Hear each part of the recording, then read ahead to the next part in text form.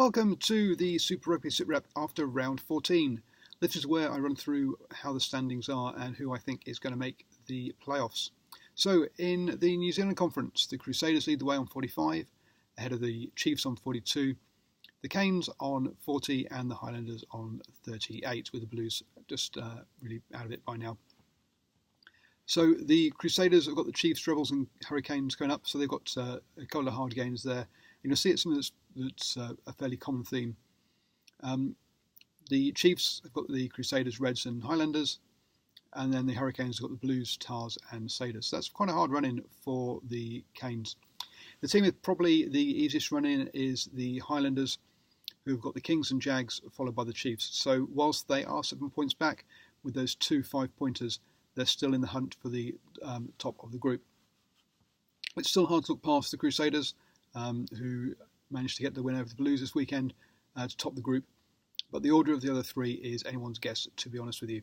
So the Crusaders looking like they're going to lead the way there. Moving over to Australia, basically it's a two-way battle between the Brumbies and the Tars, with the Rebels really out of it now, and the Reds and Fours have been out of it for quite a while. So the Brumbies and Tars are both on 34 points, only separated by points difference, but the run-ins are different. So you've got the Brumbies, who've got the Reds, Blues and Force.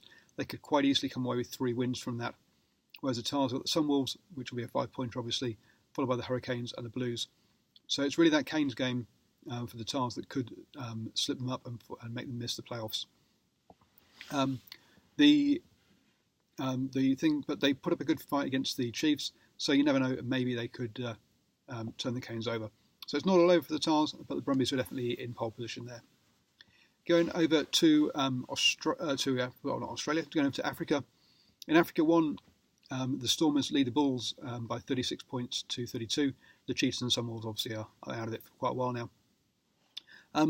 So the Stormers run-in is Rebels, Force, Kings, which doesn't sound too scary. The only point, though, is that the Rebels and Force are both away, so the Stormers have still got to tour.